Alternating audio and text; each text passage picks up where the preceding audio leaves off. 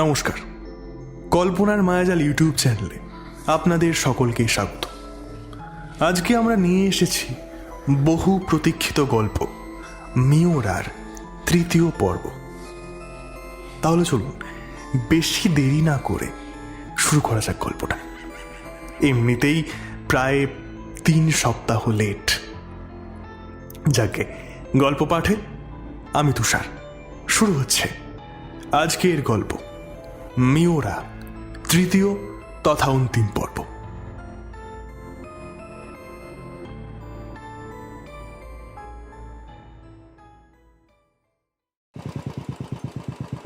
রাস্তাটা ফাঁকা। 3টে বাইক ধীরে ধীরে এগিয়ে চলেছে অন্ধকার গলির মধ্যে দিয়ে। হেডলাইটের আলো মাঝে মাঝে দেওয়াল লেগে ফিরে ফিরে আসছে। সামনের বাইকটাই রৌনক, তার পিছনের সিটে ভম্বল, আর তাদের বাইকের পিছনে বাকিরা। কিছুক্ষণ চুপচাপ যাওয়ার পর ভম্বল একটু সাহস করে বলে ওঠে, দাদা, একটা কথা জিজ্ঞেস করি। রৌনক কোনো উত্তর দেয় না, শুধু সামনের দিকে তাকিয়ে বাইক চালিয়ে যেতে থাকে। ভম্বল আবার বলে, মানে আদৌ কি সেই মেশিনটা এখনো আছে? আর থাকলেও পোর্টাল ওপেন হয়? আমার তো মনে হয় এতগুলো বছর হয়ে গেছে, মেশিন থাকলেও আর পোর্টাল ওপেন হয় না। হঠাৎ ব্রেক কষে দাঁড়িয়ে যায় রৌনক। বাইকের চাকার ঘর্ষণে একটা কর্কশ শব্দ হয়। পিছনের দুটো বাইকও হরহর করে থামে। কয়েক সেকেন্ড নীরবতা, তারপর ধীরে ধীরে মাথা ঘুরিয়ে পিছনের দিকে তাকায় রৌনক। তার চোখে যেন আগুন জ্বলছে। আমি গান্ডু? ভম্বল থতমত খেয়ে যায়। না না দাদা, মানে আমি তো সেসব কিছু। না না না না না, আমি গান্ডু। তোর কথা শুনে তো স্পষ্ট বোঝাই যাচ্ছে আমি গান্ডু। আমি না জেনে শুনে রাতের বেলায় ওইখানে বাল ছিঁড়তে যাচ্ছি, তো তাই না? বাল ছিঁড়তে রোজ রোজ তোদের পাঠাচ্ছি। ভম্বলের মুখ শুকিয়ে যায়। না দাদা, আমি ওরকম বলতে চাইনি। রৌনক তাকে ঠেলে ফেলে দেয় বাইক থেকে। শোন, আমি যা করছি না ভেবে চিন্তে করছি। আমার না মাথা রয়েছে, তোদের মতন গোবর ভর্তি না। ভম্বল আর কিছু বলে না, মাথা নিচু করে উঠে দাঁড়ায়। রৌনক বাইক স্টার্ট দেয় আবার। রাস্তায় আবার বাইকগুলো চলতে শুরু করেছে, কিন্তু এবার ভম্বল আর কোনো কথা বলে না। সে চুপচাপ বাইকের পিছনে উঠে বসে।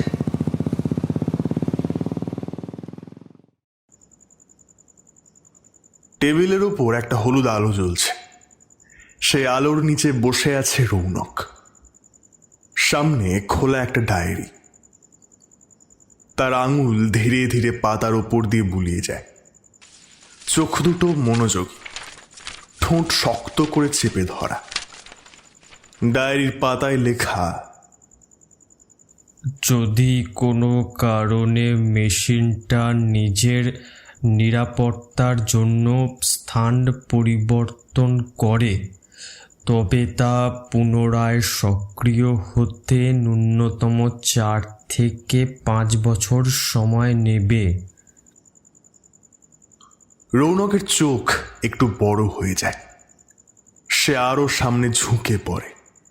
এই সময়ের মধ্যে পোর্টাল সম্পূর্ণরূপে নিষ্ক্রিয় থাকবে। কোনোভাবেই তা খোলা সম্ভব নয়। তার নিঃশ্বাস ভারী হয়ে ওঠে।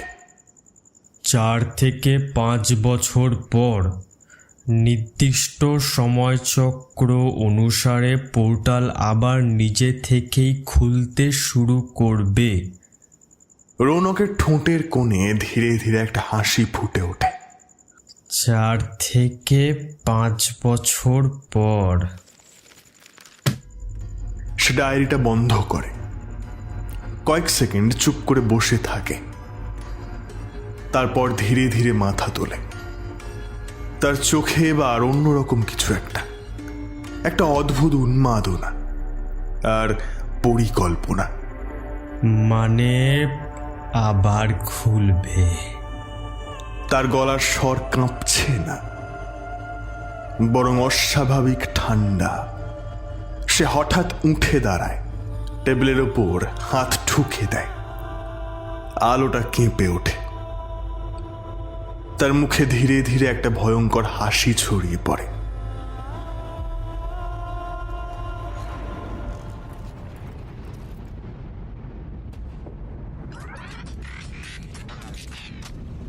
মেশিনটার মাঝখানের গোল চেম্বারটা নিস্তেজ, কিন্তু তার ভেতরে কোথাও যেন ক্ষীণ আলো জমে রয়েছে। সেই স্ক্রিনে ধীরে ধীরে কমতে থাকা সময় 23 ঘন্টা 58 মিনিট 12 সেকেন্ড, 23 ঘন্টা 58 মিনিট 11 সেকেন্ড, 23 ঘন্টা 18 মিনিট 10 সেকেন্ড। সায়ন এক দৃষ্টে চেয়ে আছে। তার চোখ যেন বিশ্বাস করতে পারছে না সামনে যা দেখছে। My goodness! তার গলা শুকিয়ে গেছে। কয়েক সেকেন্ড সে শুধু তাকিয়েই থাকে। তুই তুই এই মেশিনের ভেতর থেকে এসেছিস? মিওরা হালকা মাথা নাড়ে।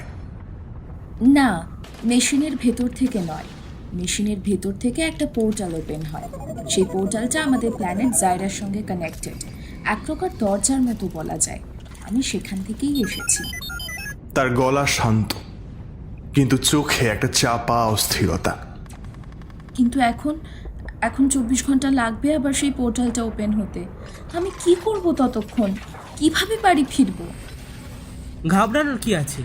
তুই আমার বোনের মতো, তুই আমার বাড়িতে থাকবি একদিন, কোনো সমস্যা নেই তো। মিওরা তাকিয়ে থাকে সামনের দিকে। কয়েক সেকেন্ড চুপ করে থেকে হালকা মাথা নাড়ে। নিশীথ পাশে দাঁড়িয়েছিল। সে একটু কপাল কুঁচকে বলে, কিন্তু ওর পরিবারের লোকজন তো ওর জন্য চিন্তা করবে। মিওরা দুদিকে ঘাড় দোলায়। না না, সেরকম কোনো ব্যাপার নেই। আমি ওখানে একাই থাকি। সায়ন এবার একটু হেসে ফেলে। ব্যাস, তাহলে তো হয়েই গেল। একদিনের জন্য কোথাও থাকতে পারছিস না, এইটুকুনি এত চিন্তা? তার গলায় হালকা হাসির সুর, কিন্তু সেই হাসির আড়ালে এখনো একটা অস্বস্তি রয়ে গেছে। ঘরের ভেতর আবার কয়েক সেকেন্ড নীরবতা। মেশিনের স্ক্রিনে সময় এগিয়ে চলেছে। সবচেয়ে বড় প্রশ্নটা কিন্তু এখনো রয়ে গেল। সায়ন তাকায় তার দিকে। কি প্রশ্ন? রৌনক কিভাবে জানলো পোর্টালের বিষয়? এক মুহূর্তে ঘরের বাতাস যেন ভারী হয়ে যায়। তুই এই বাড়ির ছেলে হয়েও তুই জানিস না, কিন্তু ও কিভাবে জানলো? সায়নের মুখের হাসিটা মিলিয়ে যায়। সে চুপ করে যায়। কি হলো? তুই চুপ করে গেলি যে? রুনা রৌনকের মধ্যে সম্পর্ক ছিল। থেমে থেমে কথাটা বলে সায়ন। আগেই বলেছিলাম যে রুনাকে গণেশ দাদু খুব ভালোবাসত। তার নিখোঁজ হয়ে যাওয়ার পরেও রুনার এই বাড়িতে যাতায়াত ছিল। তাই এরকমটা ধরে নেওয়াই যায় যে রুনা মেশিনের বিষয়ে জানতো, এবং সেই রৌনককে বলেছিল এই মেশিনের ব্যাপারে। সেই জন্যই ও বারবার আসে এই বাড়িটা কেনার জন্য। কারণ বাড়িটা কিনে নিলে রোজ রাতে চোরের মতো মেশিনটা খুঁজতে আসার প্রয়োজন পড়বে না। সায়ন কিচ্ছু বলে না, বলার মতো পরিস্থিতিতেই সে নেই। এত বড় একটা আবিষ্কার এই ভগ্নপ্রায় বাড়ির ভেতরে পড়ে পড়ে ধুলো জমছিল, অথচ তারা কেউ ঘুণাক্ষরেও আজ অব্দি টের পায়নি। কিন্তু অন্যদিকে রৌনক সবটা প্রথম থেকেই জানত। ওর হাতে যদি একবার মেশিনটা পড়ে যায় তাহলে আর নিস্তার নেই। আমি তোর বোনের বিষয়ে একটা কথা জিজ্ঞাসা করতে চাই তোকে। অবশ্য তুই যদি কমফোর্টেবল হোস তবেই। বল না। নিশ্চিত একটু সময় নেয়, তারপর বলে, তোর বোন তো আগুনে পুড়ে মারা গেছিল। তা মানে ওর মৃতদেহ কি পাওয়া গিয়েছিল সম্পূর্ণরূপে, নাকি মৃতদেহর শুধু? সায়ন দুদিকে মাথা দোলায়। ওটাকে ডেড বডি বলা যায় না, একটা মাংসপিণ্ড। নিশীথের ভুরু দুটো কুঁচকে যায়। রৌনক এসেছিল মৃতদেহ দেখতে? সায়ন আবার দুদিকে মাথা দোলায়। আসেনি? না, মানে এসেছিল, তবে দূর থেকে দেখেই দ্রুত চলে গিয়েছিল। বাবা, রৌনক, ওরা কেউ সহ্য করতে পারছিল না ওই দৃশ্য। নিশীথের মনে পড়ে যায় রৌনকের বলা সেই কথাটা। আবার কিন্তু ওর ডেড বডি আমি নিজের হাতে নিয়েছি, নিজের হাতে। মরা মানুষ কিভাবে বেঁচে থাকবে এখানে? চোদনামি হচ্ছে, চোদনামি। নিশীথ একটা ঢোক গেলে, তারপর তাকায় সামনের দিকে। তার মানে মৃতদেহ রৌনক টাচ করেনি, তাই তো? না, আমার মনে হচ্ছে রুনার মৃত্যুর পিছনেও রৌনকের হাত আছে, কিংবা হাত না থাকলেও সে কোনোভাবে জড়িত। কি বলছিস তুই?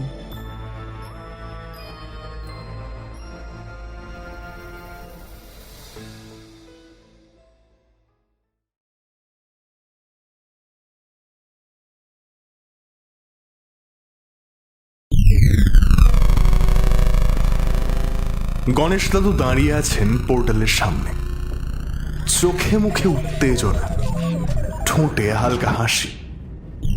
একজন আবিষ্কারকের সেই চিরচেনা উন্মাদনা।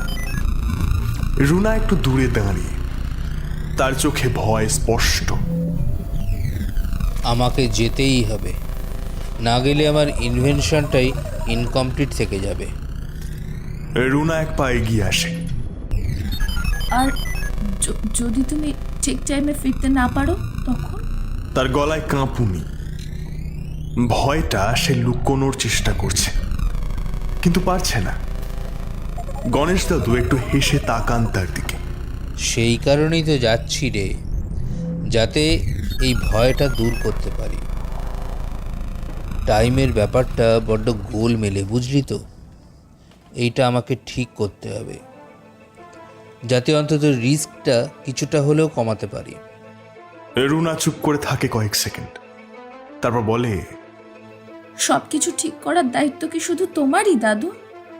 প্রশ্নটা খুব আস্তে বলা, কিন্তু তাতে একটা অভিযোগ মিশে আছে। গণেশ দাদু একটু থেমে যান, তার চোখে মুহূর্তের জন্য একটা কোমলতা ফুটে ওঠে। না রে, দায়িত্ব কারো একার না, কিন্তু কিছু কিছু কাজ আছে যেগুলো আমি না করলে আর কেউ করতে পারবে না। তিনি পোর্টালের দিকে তাকান। এটা শুধু একটা মেশিন না রুনা, এটা একটা দরজা, অন্য জগতের, অন্য সময়। আর যদি এই দরজাটা ভুলভাবে খোলা থাকে, তাহলে সেটা শুধু আমার না, অনেকের জন্য বিপদ হয়ে দাঁড়াতে পারে। তাহলে আমাকেও নিয়ে চলো। গণেশ দাদু একটু হেসে ফেলেন। পাগলি, এটা কোনো বেড়াতে যাওয়ার জায়গা নাকি? আমি নিজেই জানি না ওপাশে কি আছে। তোকে নিয়ে গেলে যদি কিছু হয়ে যায়? রুনা মুখ ঘুরিয়ে নেয়। তোমার কিছু হলে আমার কি হবে সেটা ভেবেছো? এই কথাটায় ঘরের ভেতরটা যেন এক মুহূর্তের জন্য থেমে যায়। গণেশ দাদু ধীরে ধীরে তার মাথায় হাত রাখেন। আমি ফিরব, তোকে কথা দিচ্ছি। রুনা তাকায় তার চোখে। কতক্ষণ লাগবে? গণেশ দাদু একটু ভেবে বলেন, ওপাশে সময়টা আলাদাভাবে চলে, এখানে হয়তো কয়েক মিনিট, কিন্তু ওখানে সেটা ঘন্টা, দিন, যে কোনো কিছুই হতে পারে। তাই তো এইটাই টেস্ট করতে যাচ্ছি। রুনা আরো ভয় পেয়ে যায়। মানে তুমি নিজেই জানো না তুমি কবে ফিরবে? গণেশ দাদু এবার একটু সিরিয়াস হয়ে যান। এইটাই সমস্যা, আর এই সমস্যাটাই আমাকে ঠিক করতে হবে। তিনি মেশিনটার দিকে তাকিয়ে একটা বোতাম টিপে দেন। পোর্টালের আলো একটু তীব্র হয়ে ওঠে। ঘরের ভেতর বাতাস যেন ভারী হয়ে যায়। Tick tick tick. রুনা হঠাৎ করে তার হাত চেপে ধরে। যেও না দাদু, প্লিজ তুমি যেও না। তার চোখে জল চলে এসেছে। গণেশ দাদু এক মুহূর্ত তাকিয়ে থাকেন, তারপর ধীরে ধীরে তার হাত ছাড়িয়ে নেন। কিছু কিছু ভয়কে সামনে থেকে দেখতে হয় রে, না হলে সেই ভয়টাই আমাদের নিয়ন্ত্রণ করবে। তিনি পোর্টালের সামনে গিয়ে দাঁড়ান, একবার ঘুরে তাকান রুনার দিকে। চিন্তা করিস না, আমি ফিরব। এই বলে তিনি ধীরে ধীরে পা বাড়ান। এক পা, দু পা, আর তারপর তার শরীরটা যেন আলোয় গলে গিয়ে মিলিয়ে যায় পোর্টালের ভেতরে। ঘরটা এক মুহূর্তে নিস্তব্ধ হয়ে যায়। রুনা স্থির হয়ে দাঁড়িয়ে থাকে, তার শ্বাস বন্ধ হয়ে আসছে যেন। সে পোর্টালের দিকে তাকিয়ে থাকে একভাবে। পোর্টালের ভেতরের আলো এখনো ঘুরছে, কিন্তু গণেশ দাদুর কোনো চিহ্ন নেই। কয়েক সেকেন্ড, তারপর minute, tick tick tick. Runa ধীরে ধীরে এগিয়ে আসে। দাদু! কোনো উত্তর নেই। তার বুকের ভেতরটা ধকধক করতে থাকে। হঠাৎ সে খেয়াল করে পোর্টালের আলোটা একটু একটু করে কমে আসছে। ঘূর্ণিটা ধীরে ধীরে স্লো হয়ে যাচ্ছে। না না না দাদু, বেরিয়ে এসো প্লিজ, প্লিজ বেরিয়ে এসো তুমি। তার চোখ দিয়ে জল গড়িয়ে পড়ে। পোর্টালটা আরো ছোট হয়। রুনা প্রায় কেঁদে ফেলে। আমি আমি বলেছিলাম না যেতে, তুমি আমার কথা একটাও শোনোনি। এখন এখন আমি কি করব?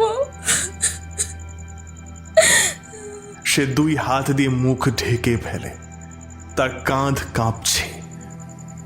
ঘরের ভেতর শুধু সেই ম্লান হয়ে আসা আলো আর তার কান্নার শব্দ।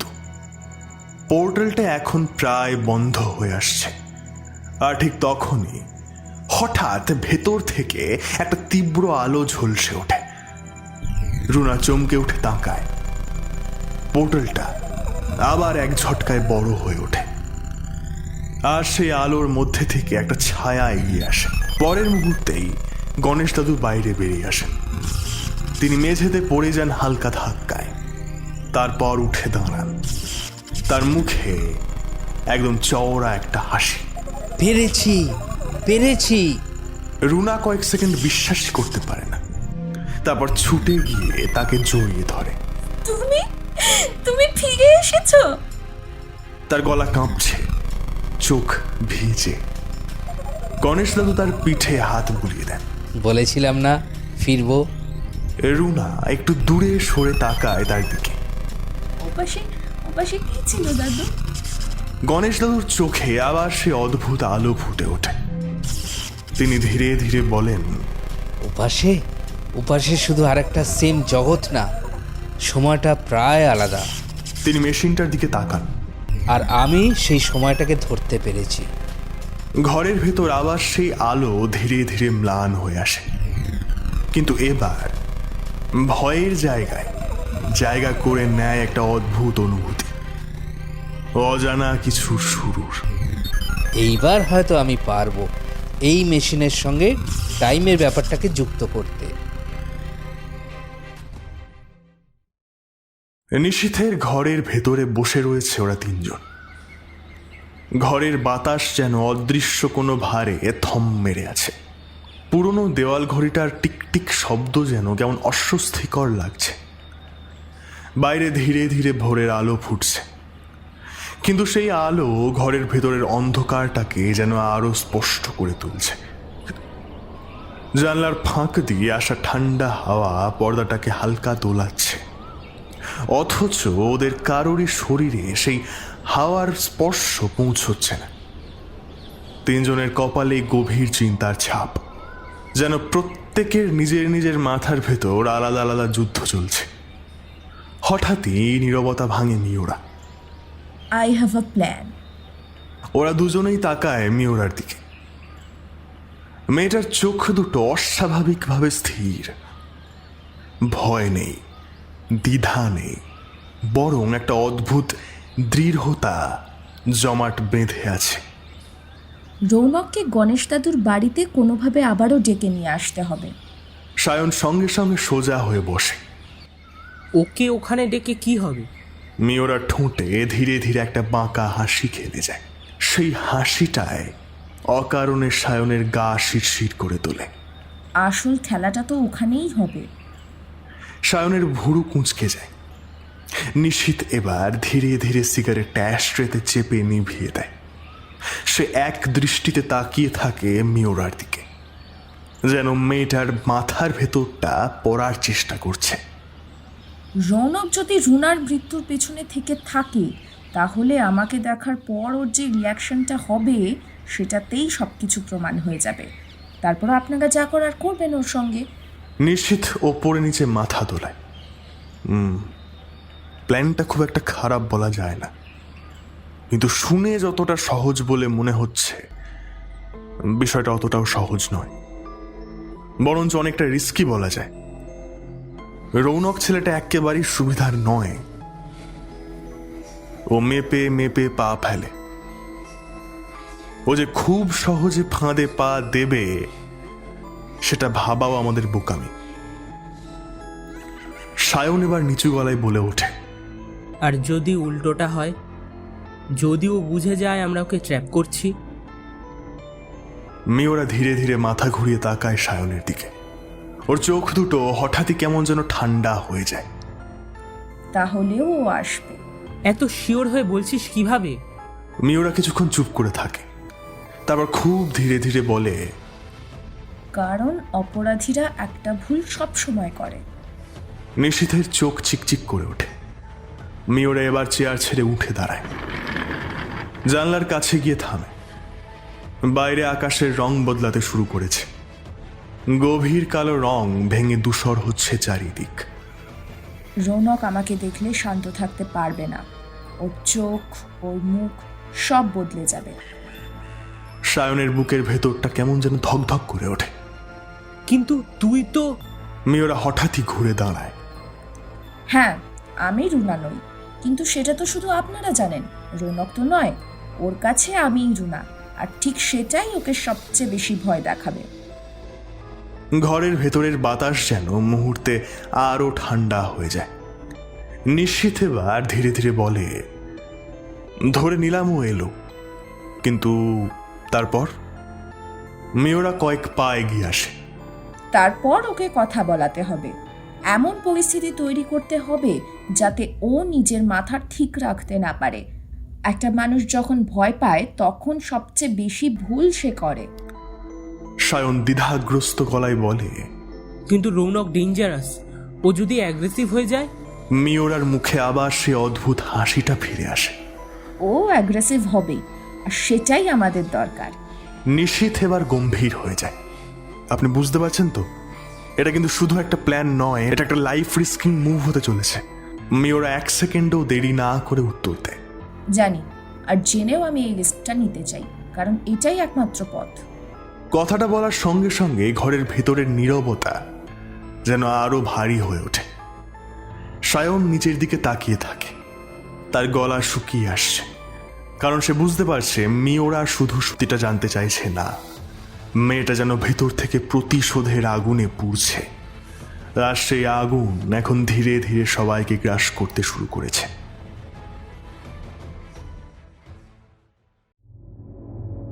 রৌনক, রৌনক, রৌনক। রৌনক অঘরে ঘুমুচ্ছিল, কিন্তু নিজের কপালের উপর একটা বরফ শীতল ছোঁয়ার অনুভূতি পেতেই ওর ঘুমটা আচমকা ভেঙে যায়। মাথাটা যেন ফেটে যাচ্ছে যন্ত্রণায়। চোখ দুটো এতটাই ভারী লাগছে যেন কেউ জোর করে সেগুলো সেলাই করে বন্ধ করে রেখেছে। কষ্ট করে সামান্য চোখ খুলতেই ভেতরে তীব্র জ্বালা করে ওঠে। মনে হয় চোখের মনির উপরে কেউ আগুন ধরিয়ে দিয়েছে। সঙ্গে সঙ্গে আবার চোখ বন্ধ করে ফেলে সে। চারপাশে অদ্ভুত একটা গুমোট গন্ধ, স্যাঁতস্যাঁতে বাসি ঘামের গন্ধের সঙ্গে যেন মিশে আছে পোড়া কিছুর কটু গন্ধ। সিলিং ফ্যানটা মাথার উপরে এক নাগারে ঘুরে চলেছে। ঘ্যার ঘ্যার ঘ্যার ঘ্যার শব্দটা কেমন যেন অস্বাভাবিক লাগছে, যেন ফ্যান না, কারো হাঁপানোর আওয়াজ। রৌনক। এই কণ্ঠস্বরটা রৌনক চেনে। রৌনকের বুকের ভেতরটা ধক করে ওঠে। না না, এটা হতে পারে না। হঠাৎই ধর্মর করে উঠে বসে সে। গলাটা শুকিয়ে কাঠ হয়ে গেছে, বুকের ভেতরটা ধুকধুক করছে, ঘামে ভিজে গেছে সারা শরীর। কপালের দুই পাশের শিরা যেন টনটন করে ছিঁড়ে যাচ্ছে যন্ত্রণায়। চোখ দুটো এখনো ঝাপসা, কিছুই স্পষ্ট দেখা যাচ্ছে না। অন্ধকার ঘরটার ভেতর কেবল ফ্যানের ছায়া ঘুরছে। রৌনক, শব্দটা এবার অনেক কাছ থেকে আসে, একেবারে কানের পাশ থেকে। রৌনকের গায়ের লোম খাড়া হয়ে যায়। কে কে কে কে কে কে অন্ধকারের ভেতর থেকে চাপা হাসির শব্দ ভেসে আসে।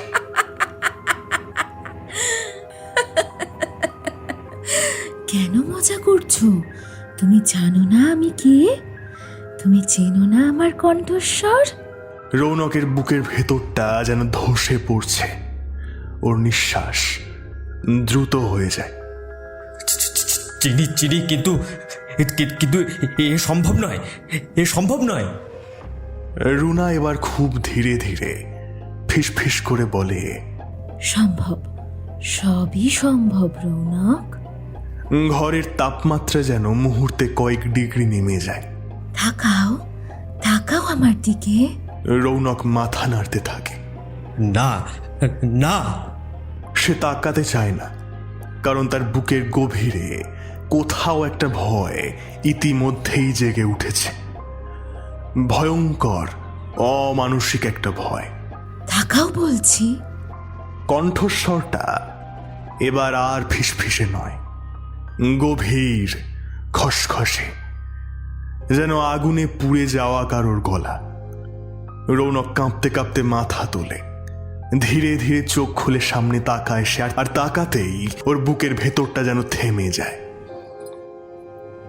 ঠিক ওর সামনে বিছানার উপর বসে আছে রুনা, কিন্তু সেই মুখ না, ওটা কোনো মানুষের মুখ নয়। মুখের এক পাশ পুরো ঝলসে গেছে, চামড়া গলে নেমে এসেছে গলা পর্যন্ত। কোথাও কোথাও কালচে পোড়া মাংস দেখা যাচ্ছে। ঠোঁটের একদিকে মাংস নেই বললেই চলে, দাঁতগুলো বেরিয়ে আছে, আর চোখ দুটো ভয়ঙ্কর লাল, জ্বলছে যেন। রুনা মাথাটা ধীরে ধীরে কাত করে তাকিয়ে থাকে রৌনকের দিকে। তারপর একটা বিকৃত হাসি ফেটে পড়ে ঘরের মধ্যে। রৌনক জমে যায়। রুনা ধীরে ধীরে আরো কাছে ঝুঁকে আসে। পোড়া চামড়ার গন্ধে বমি পেতে থাকে তার। আমাকে আমাকে ভুলে গেছো রৌনক? রৌনক আতঙ্কে পিছিয়ে যেতে গিয়ে দেওয়ালে ধাক্কা খায়। আমাকে মরতে দেখেছিলে না তুমি? তুমি কি ভেবেছিলে? তুমি কি ভেবেছিলে সব শেষ হয়ে গেছে? রৌনক মাথা নাড়তে থাকে পাগলের মতো। না না না না না, দূরে যা, দূরে যা।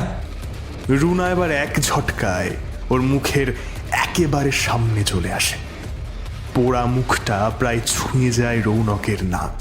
তুমি তো বলেছিলে কেউ জানতে পারবে না। রৌনকের চোখ প্রায় বেরিয়ে আসতে চায় আতঙ্কে। এবার এবার আমি সবাইকে বলবো রৌনক। হঠাৎই রুনা নিজের মুখটা ভয়ঙ্করভাবে হাঁ করে ফেলে। কালো পোড়া মুখের ভেতর থেকে যেন অন্ধকার বেরিয়ে আসছে। আর ঠিক তখনই রৌনক বুক ফাটা চিৎকার করে ওঠে। ধর্মর করে উঠে বসে সে, হাঁপাচ্ছে, দম নিতে পারছে না প্রায়। সারা শরীর ঘামে ভিজে একাকার। বুকটা এত জোরে ওঠানামা করছে যেন এখনই ফেটে যাবে। চারপাশে তাকিয়ে কিছুক্ষণ বোঝার চেষ্টা করে সে কোথায় আছে। তারপর ধীরে ধীরে বাস্তবটা স্পষ্ট হয়। ঘড়িতে সকাল 7টা। ঘুরছে একটা স্যাঁতস্যাঁতে আধো অন্ধকার ঘর। সস্তা নীল রঙের আলো জ্বলছে। কোণে আধ ভাঙা ড্রেসিং টেবিল। বাতাসে ভ্যাপসা গন্ধ আর বাসি সিগারেটের ধোঁয়া। সে রয়েছে ঝিল্লির ঘরে, বেশ্যাপট্টির সেই দম বন্ধ করা ঘুপটি ঘরটার ভেতরে। পাশেই ঝিল্লি আধঘুম চোখে উঠে বসেছে। ওর শাড়িটা কাঁধ থেকে নেমে গেছে, মুখে আতঙ্ক। কি হয়েছে?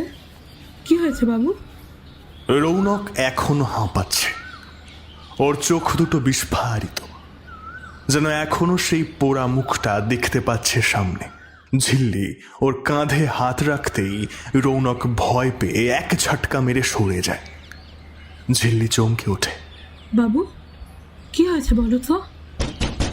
বাইরে হঠাৎ জোরে ধাক্কার শব্দ হয়। ভম্বলের গলা ভেসে আসে দরজার ওই পার থেকে। দাদা, দাদা ঠিক আছো? ধরাম করে আরো একটা ধাক্কা দরজায়। দাদা। রৌনক কাঁপতে কাঁপতে মাথা তুলে তাকায় দরজার দিকে। তারপর খুব ধীরে ধীরে নিজের কপালে হাত দেয়। কপালটা এখনো বরফের মতো ঠান্ডা, ঠিক যেন কিছুক্ষণ আগেও কেউ সেখানে হাত রেখে দাঁড়িয়েছিল। দাদা, দাদা কি হলো?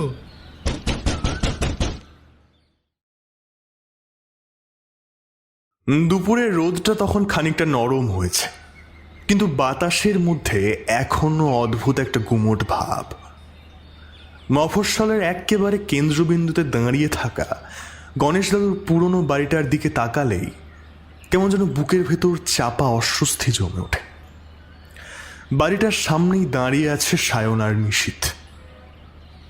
সায়ন একটা সিগারেট ধরিয়ে গভীর টান দেয়, তারপর ধোঁয়াটা ধীরে ধীরে ছাড়তে ছাড়তে বাড়িটার দিকে তাকিয়ে বলে, একটা জিনিস এখনো আমার মাথায় ঢুকছে না। নিশীথ কিছুক্ষণ চুপচাপ দাঁড়িয়েছিল, ওর চোখ দুটো বাড়িটার উপর স্থির। কি মাথায় ঢুকছে না? রৌনককে এখানে আনবো কিভাবে? নিশীথ এবার ধীরে ধীরে ওর দিকে তাকায়। মানে ভাবতো, ও এখন আমাদের কাউকেই বিশ্বাস করে না। আর যদি বুঝে যায় আমরা ইচ্ছে করে ওকে এখানে ডাকছি, তাহলে তো কোনোভাবেই পা রাখবে না।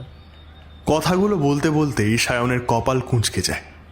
কিন্তু ওকে এখানে আনতেই হবে, না হলে কিছুই প্রমাণ করা যাবে না। কয়েক সেকেন্ড চুপ করে থাকে নিশীথ।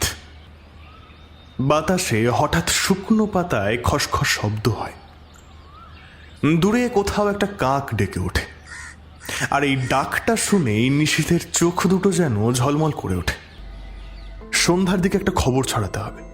সায়ন ভুরু কুচকে তাকায় নিশীথের দিকে। খবর? কি খবর? নিশীথ বাড়িটার দিকে তাকিয়ে বলে, এই বাড়িটা তুই বিক্রি করছিস, কিন্তু অন্য লোকের কাছে। আগামীকালই বিক্রি করবি। সব কথাবার্তা হয়ে গেছে। সায়ন কিছুক্ষণ চুপ করে থাকে, যেন কথাটা বুঝতে চেষ্টা করছে। তারপর? নিশীথ এবার সোজা সায়নের চোখের দিকে তাকায়। আমি 100% শিওর এই খবরটা শুনে রৌনক ছুটে আসবেই রাতের বেলায়। সায়নের চোখ সরু হয়ে আসে। এতটা নিশ্চিত হচ্ছিস কিভাবে? নিশীথ ঠোঁট কামড়ে কয়েক সেকেন্ড চুপ করে থাকে, তারপর নিচু গলায় বলে, কারণ এই বাড়ি হাত ছাড়া করতে চায় না রৌনক। অ্যাট এনি কস্ট ও এই বাড়ি বিক্রি হয়ে যাওয়া থেকে আটকাবেই। কারণ সে জানে এই বাড়ি হাত থেকে বেরোলে মেশিনটাও বেরিয়ে যাবে। ইনফ্যাক্ট এই খবরটা ছড়ালে তোর এবং জ্যাঠামশাইয়ের জীবনের ঝুঁকিও থাকবে প্রচন্ড পরিমাণে। সায়নের বুকের ভেতরটা ধক করে ওঠে। কয়েক মুহূর্ত দুজনেই চুপ করে দাঁড়িয়ে থাকে, আর ঠিক তখনই ক্যাচ করে একটা শব্দ শোনা যায় বাড়িটার ভেতর থেকে। শব্দটা খুব ধীরে, কোনো পুরনো দরজা খোলার শব্দের মতো। সায়ন আর নিশীথ দুজনেই চমকে উঠে বাড়িটার দিকে তাকায়। বাতাস এক মুহূর্তে থম মেরে যায় যেন। তারপর অন্ধকার দরজার ভেতর থেকে ধীরে ধীরে একটা ছায়া মূর্তি বেরিয়ে আসে। শুকনো কুঁজো হয়ে যাওয়া একটা চেহারা, সাদা শার্ট, এলোমেলো সাদা চুল, চোখে একটা রিমলেস চশমা।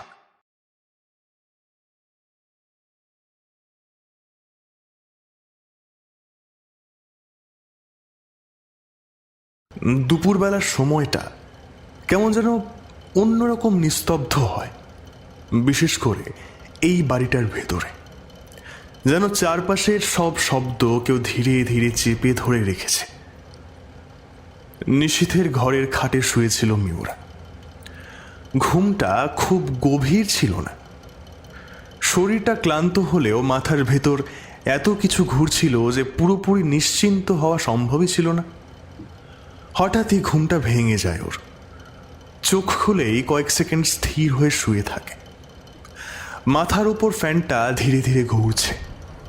পুরনো ফ্যানের একঘেয়ে শব্দটা ঘরের নিস্তব্ধতাটাকে ভঙ্গ করার চেষ্টায় লেগে আছে। পর্দার ফাঁক দিয়ে দুপুরের আলো ঢুকছে একটু একটু করে। মিউরা ধীরে ধীরে উঠে বসে। ঘুম ভাঙার পরের সেই অদ্ভুত শূন্য অনুভূতিটা এখনো কাটেনি। কয়েক মুহূর্ত বোঝার চেষ্টা করে সে কোথায় আছে। তারপর ধীরে ধীরে সব মনে পড়ে যায়। সায়ন আর নিশীথ গেছে গণেশ দাদুর বাড়িতে। ওকে বারবার বলেছে ঘর থেকে বেশি বেরোতে না, বিশেষ করে নিচে না যেতে। মিওরা খাট থেকে নেমে দাঁড়ায়। মেঝেটা ঠান্ডা। সে ধীরে ধীরে জানলার দিকে এগিয়ে যায়। জানলার কাঠের পাল্লাটা একটু সরাতেই বাইরের উঠোনটা চোখে পড়ে। আর ঠিক তখনই ওর চোখ আটকে যায়। উঠোনের মাঝখানে একজন বয়স্ক মানুষ দাঁড়িয়ে আছেন, সুধীর বাবু। সাদা পাঞ্জাবি পরে আছেন তিনি। পাঞ্জাবিটা কেমন যেন কুঁচকে গেছে। চুলগুলো আরো বেশি সাদা দেখাচ্ছে আজ। মুখে ক্লান্তির গভীর ছাপ, চোখের নিচে কালি। মানুষটাকে দেখে মনে হচ্ছে যেন বহুদিন ঘুমননি। তিনি চুপচাপ দাঁড়িয়ে আছেন, কোনো কাজ করছেন না, শুধু উঠোনের এক কোণের দিকে ফাঁকা চোখে তাকিয়ে আছেন। মিওরার বুকের ভেতরটা হঠাৎ কেমন যেন ভারী হয়ে ওঠে। কত কিছুই না ঘটে গেছে মানুষটার জীবনে। একটা সময় হয়তো এই বাড়িটা হাসিতে ভরে থাকত। রুনা ছিল, সংসার ছিল, স্বাভাবিক জীবন ছিল। আর এখন চারপাশে শুধু মৃত্যু, ভয়, আতঙ্ক। মেয়েকে হারানোর শোক এখনো মানুষটার চোখে মুখে লেগে আছে। তার উপর সায়নকে নিয়েও ভয়, কখন কি হয়ে যায়। রৌনক ছেলেটা তো ভালো নয়। সব মিলিয়ে মানুষটা কেমন যেন ভিতর থেকে ধীরে ধীরে ভেঙে পড়ছে। মিওরা চুপচাপ তাকিয়ে থাকে।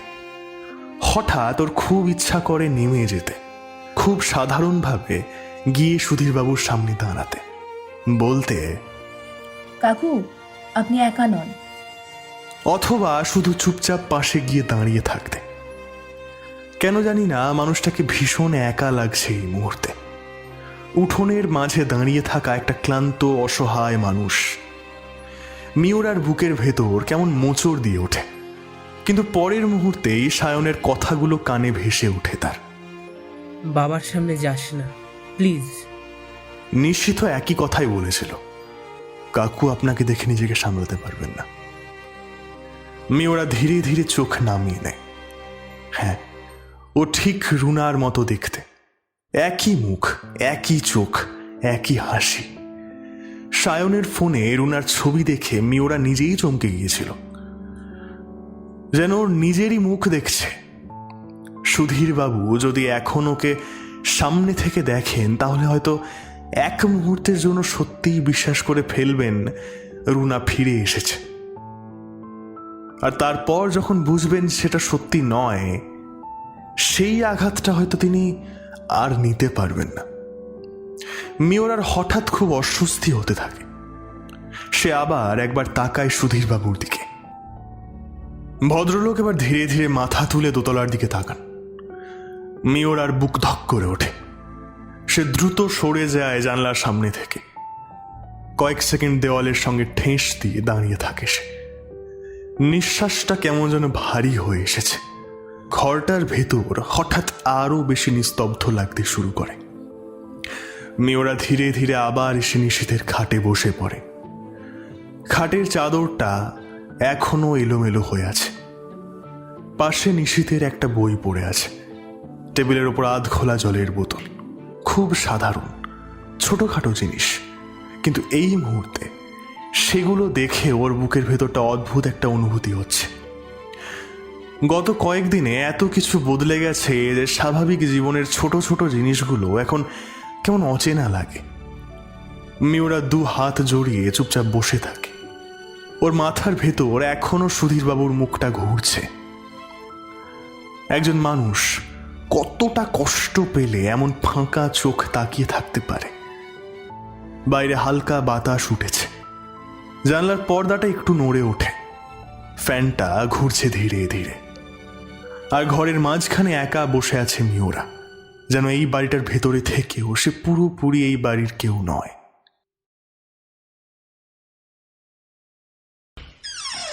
পুরনো কাঠের দরজাটা ঠেলে ভেতরে ঢুকতেই একটা ঠান্ডা স্যাঁতস্যাঁতে গন্ধ এসে লাগে সায়নের নাকে। বহু বছর ধরে সূর্যের আলো ঠিকমতো ঢোকে নিয়ে বাড়ির ভেতরে। চারপাশে ধুলোর আস্তরণ, দেওয়ালের পলেস্তারা জায়গায় জায়গায় খসে পড়েছে, ছাদের কোণ জুড়ে মাকড়সার জাল, বাতাসে অদ্ভুত একটা ভারী চাপা অনুভূতি। সায়ন ধীরে ধীরে চারপাশে তাকায়। বুকের ভেতর কেমন যেন অস্বস্তি জমছে। নিশিত চুপচাপ দাঁড়িয়ে আছে, ওর চোখ দুটো সতর্ক। আর ঠিক তাদের সামনে দাঁড়িয়ে আছেন গণেশ দাদু, কিন্তু মানুষটাকে দেখে মনে হচ্ছে যেন তিনি আর পুরোপুরি যেন এই পৃথিবীর নন। শুকিয়ে গেছেন ভীষণ, গালের হাড় বেরিয়ে এসেছে, সাদা চুলগুলো আরও এলোমেলো, চোখ দুটো গভীর কোটরে ঢুকে গেছে।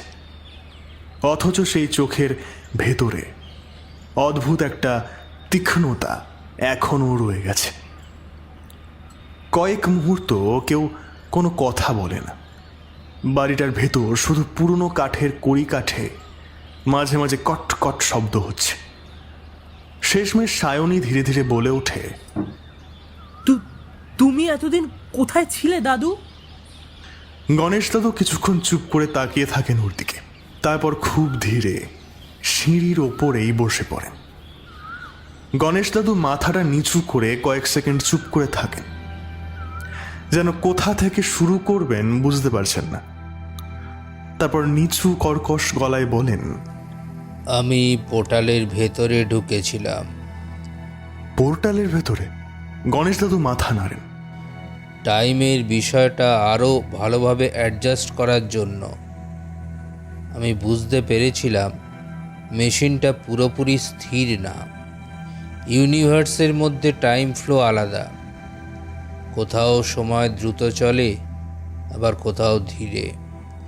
যদি সঠিকভাবে ক্যালিব্রেট করা যায় তাহলে অনেক কিছু সম্ভব। এই মেশিনের সাহায্যে টাইম ট্রাভেল করাও সম্ভব। উনি থামেন। ঘরের অন্ধকারে কোথাও যেন হালকা খসখস শব্দ হয়। সায়ন অস্বস্তিতে পিছনে তাকায়, কিন্তু কিছু দেখা যায় না। গণেশ দাদু আবার বলতে শুরু করেন, আগেও একবার ঢুকেছিলাম আমি, তখন সফলভাবেই ফিরে এসেছিলাম। কয়েক ঘন্টার বেশি ছিলাম না ওখানে। নিশীথ এবার আরো মন দিয়ে শুনছে। কিন্তু দ্বিতীয়বার আমার ভুল হয়ে যায়। উনি কথাটা বলেই থেমে যান। সায়নের বুক ধকধক করছে। কি ভুল? গণেশ দাদু খুব ধীরে মুখ তুলে তাকান। আমি টাইম লুপে আটকে গিয়েছিলাম। ঘরের ভেতর মুহূর্তে নিস্তব্ধতা নেমে আসে। বাইরে হঠাৎ আবার সেই কাক ডেকে ওঠে। সায়ন বলে, টাইম লুপ? গণেশ দাদুর চোখ দুটো কেমন যেন ফাঁকা হয়ে যায়। একই সময়, একই মুহূর্ত, একই ঘটনা বারবার বারবার বারবার ঘটছিল। ওনার গলাটা ধীরে ধীরে ভারী হয়ে ওঠে। প্রথমে বুঝতেই পারিনি, মনে হচ্ছিল সময় এগোচ্ছে, কিন্তু কিছুক্ষণ পর দেখলাম আমি আবার সেই একই জায়গায় ফিরে আসছি। একই শব্দ শুনছি, একই ছায়া দেখছি। তারপর গণেশ দাদু ঠোঁট চেপে ধরেন। ওই লুপ কাটানোর একটাই উপায় ছিল, এই ইউনিভার্স থেকেই সেটা করতে হবে। সায়ন ভুরু কুচকে তাকায়। মানে? গণেশ দাদু এবার সোজা হয়ে বসেন। মেশিনের নির্দিষ্ট ফ্রিকোয়েন্সি বদলাতে হতো। একটা বিশেষ কোড ছিল যেটা শুধু আমি আর রুনা জানতাম। রুনার নামটা উচ্চারণ হতেই ঘরের ভেতরের পরিবেশটা যেন আরো ঠান্ডা হয়ে যায়। সায়ন আর নিশীথ একে অপরের দিকে তাকায়। গণেশ দাদু ধীরে ধীরে বলতে থাকেন, সমস্যা হলো ওই লুপের ভেতর থেকে সময়কে নিয়ন্ত্রণ করা খুব কঠিন। আমার হিসেব অনুযায়ী কয়েক মাস লাগার কথা, কিন্তু ওখানে সময় অন্যভাবে চলছিল। আমি জানতাম না এখানে কত সময় কেটে গেছে। উনি থামেন, তারপর খুব নিচু গলায় বলেন, ধীরে ধীরে লুপ কেটেও যাচ্ছিল। আমি প্রায় ফিরে আসতে পেরেছিলাম, হঠাৎ ওনার চোখ দুটো অন্ধকার হয়ে যায়। কিন্তু তারপর একদিন পোর্টাল বন্ধ হয়ে বন্ধ? বন্ধ। সায়নের বুকের ভেতরের অস্বস্তিটা আরো বাড়ে।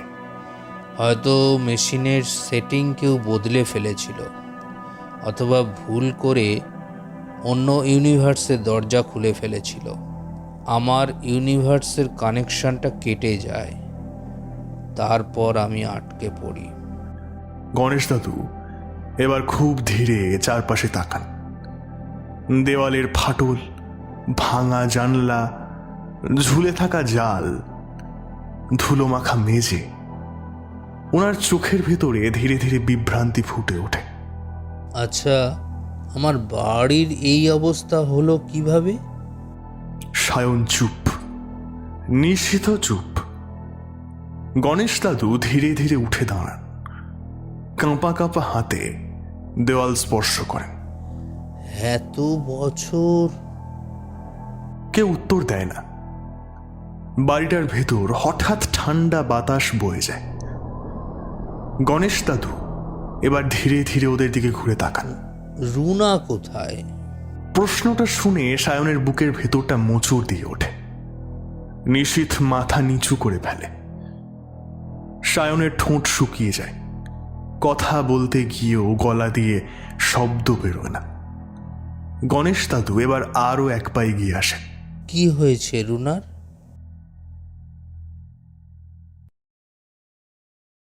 দুপুরের খাবার শেষ হয়েছে কিছুক্ষণ আগে।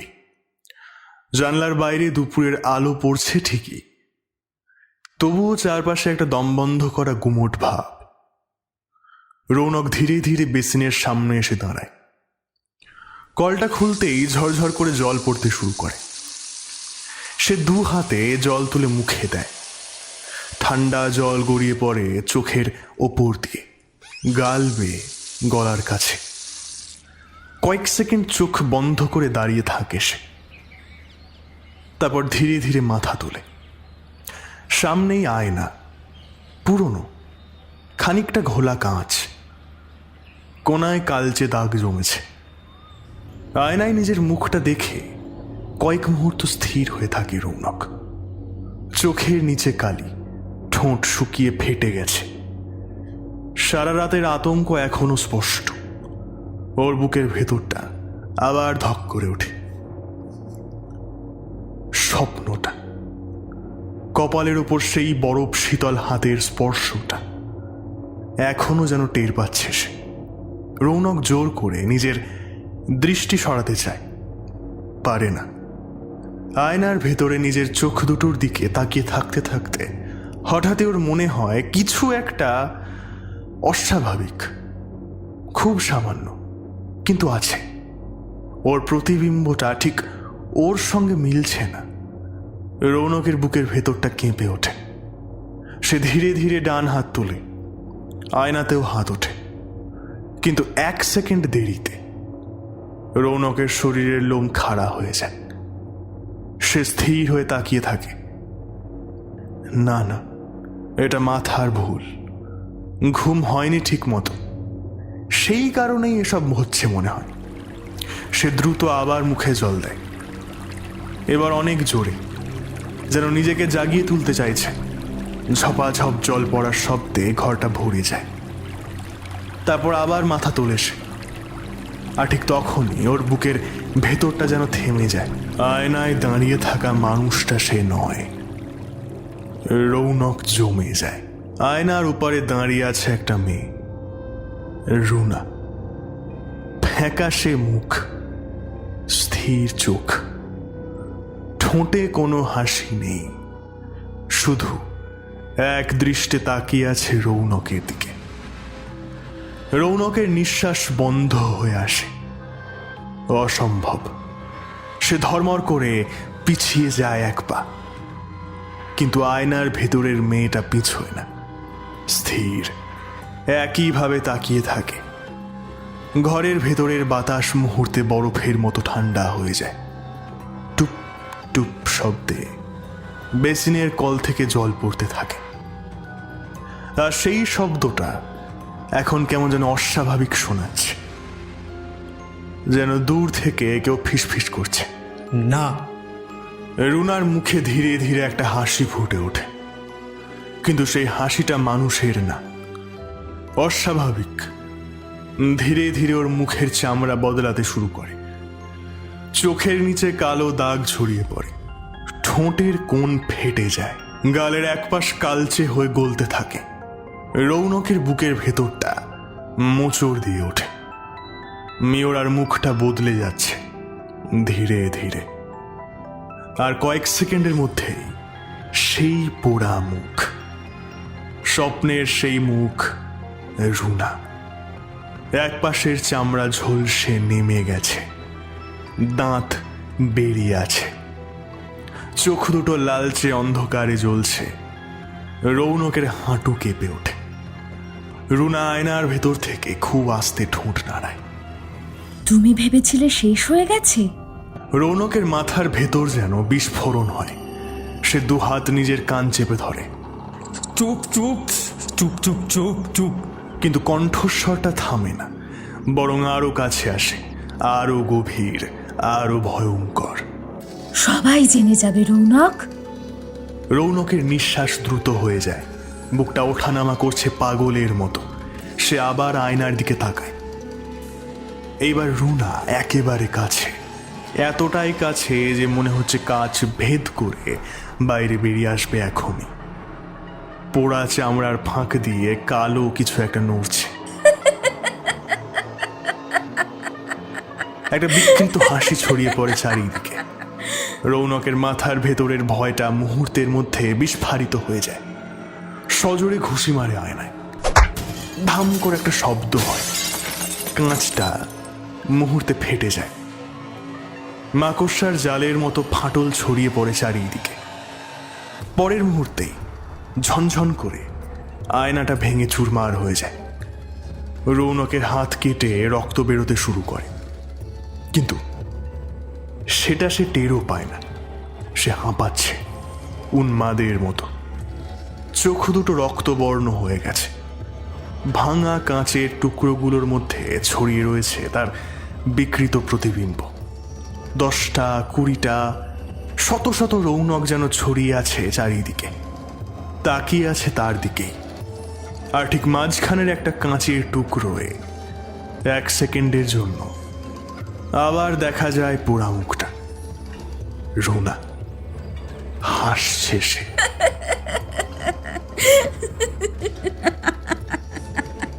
রৌনক পিছিয়ে যায় হোঁচট খেয়ে। তার বুকের ভেতরে এখন একটাই অনুভূতি, ভয়। না, শুধু ভয় না, কেউ যেন ধীরে ধীরে ওর মাথার ভেতরে ঢুকে পড়ছে। গণেশ দাদু চুপচাপ বসে আছেন সিঁড়ির ওপর, মাথাটা নিচু, 2 হাত কাঁপছে হালকা। চোখের কোণে জমে থাকা জল তিনি আর লুকোনোর চেষ্টাও করছেন না। যেন কয়েক মিনিটের মধ্যে মানুষটা আরো 10 বছর বুড়ো হয়ে গেছে। সায়ন আর নিশীথ সামনে দাঁড়িয়ে, কেউ কোনো কথা বলছে না, কারণ এই মুহূর্তে বলার কোনো ভাষা খুঁজে পাওয়া কঠিন। গণেশ দাদু খুব ধীরে মুখে হাত চাপা দেন। রুনা এত কষ্ট পেয়েছিল? গলাটা ভেঙে আসে শেষ শব্দটার সঙ্গে সঙ্গে। সায়নের বুকের ভেতরটা মোচড় দিয়ে ওঠে। সে নিচের দিকে তাকিয়ে থাকে। নিশীথ ধীরে ধীরে 1 পা এগিয়ে আসে।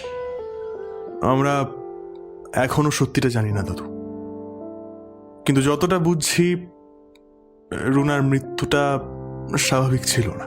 গণেশ দাদুর কাঁধ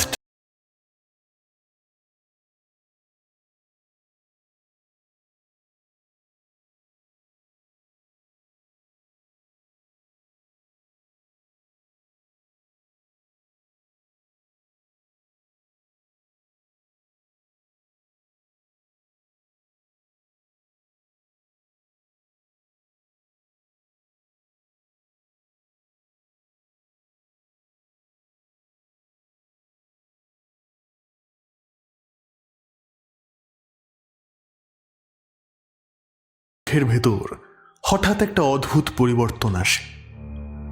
কয়েক মুহূর্ত আগেও সেখানে শুধু শোক ছিল, এখন তার সঙ্গে মিশে যাচ্ছে অন্য কিছু, ধীরে ধীরে জমতে থাকা রাগ। আমি ওই ছেলেটাকে কোনোদিনই বিশ্বাস করতাম না। তিনি দাঁতে দাঁত চেপে আবার বলেন, রুনার চোখে ভালোবাসা ছিল, কিন্তু ওই ছেলেটার চোখে আমি সবসময় লোভ দেখেছি, লোভ। নিশীথ আর সায়ন একে অপরের দিকে তাকায়। কয়েক সেকেন্ড চুপ করে থাকার পর নিশীথ নিচু গলায় বলে, দাদু, এখন ভেঙে পড়লে চলবে না। গণেশ দাদু ধীরে ধীরে তাকান ওর দিকে। যদি সত্যিই রৌনকের হাত থাকে তাহলে আমাদের সেটা প্রমাণ করতে হবে। সায়ন এবার বলে, আর তার জন্য ওকে এখানে আনতেই হবে। গণেশ দাদুর ভুরু কুঁচকে যায়। এখানে? নিশীথ মাথা নাড়ে। হ্যাঁ, এই বাড়িতে। এই মেশিনের কাছাকাছি এলেই ও কন্ট্রোল হারায়। আমরা সেটা অলরেডি বুঝেছি। গণেশ দাদু ধীরে ধীরে মেশিনটার দিকে তাকান। মেশিনের নিস্তেজ ধাতবের গায়ে আলো পড়ে কেমন অস্বাভাবিক লাগছে। তোদের প্ল্যানটা কি বলতো? সায়ন একটু ইতস্তত করে, তারপর বলে, আমরা খবর ছড়াবো যে এই বাড়িটা অন্য কারোর কাছে বিক্রি হয়ে যাচ্ছে। রৌনক এই বাড়িটা হাতছাড়া হতে দেবে না, কারণ সে জানে মেশিনটা এখনো এখানেই আছে। গণেশ দাদু কিছুক্ষণ চুপ করে বসে থাকে, তারপর খুব ধীরে ধীরে বলেন, আর যদি তোদের কিছু করে বসে? ঘরের ভেতর মুহূর্তে নীরবতা নেমে আসে। নিশীথ এবার শান্ত গলায় বলে, রিস্ক তো আছে, কিন্তু এখন পিছিয়ে আসারও সময় নেই। গণেশ দাদুর চোখ দুটো ধীরে ধীরে বন্ধ হয়ে আসে। কয়েক সেকেন্ড তিনি স্থির হয়ে বসে থাকেন, যেন নিজের ভেতরে কোথাও যুদ্ধ চলছে। রাত তখন প্রায় 12টা। ভম্বল একটা আধ ভাঙা প্লাস্টিকের চেয়ারে হেলান দিয়ে বসে আছে। সামনে অর্ধেক খালি একটা মদের বোতল। চোখ দুটো লাল হয়ে আছে নেশায়। পাশে আরো দুটো ছেলে তাস খেলছে, কিন্তু ভম্বলের এখন কোনো কিছুর দিকেই মন নেই। মাথাটা ঝিমঝিম করছে। ঠিক তখনই পকেটের ভেতর থেকে মোবাইলটা কেঁপে ওঠে। ভম্বল বিরক্ত মুখে ফোনটা বার করে তাকায়। Unknown number. সে কলটা কেটে দেয়। কয়েক সেকেন্ড পর আবার ফোনটা বেজে ওঠে। ভম্বল এবার আরো বেশি বিরক্ত হয়ে যায়। রাত দুপুরে কারা তো চুলকানি রে বাবা। আবারও কেটে দেয় কলটা, কিন্তু তৃতীয়বার যখন ফোনটা বেজে ওঠে তখন ওর মাথাটা গরম হয়ে যায় পুরো। দাঁত চেপে কলটা রিসিভ করেই ঝাঁঝিয়ে ওঠে। কে রে বড়া, রাত দুপুরে চিনালি হচ্ছে নাকি? জানিস আমি কে? ওর গলা জড়ানো, স্পষ্ট বোঝা যাচ্ছে নেশা চড়েছে ভালোই।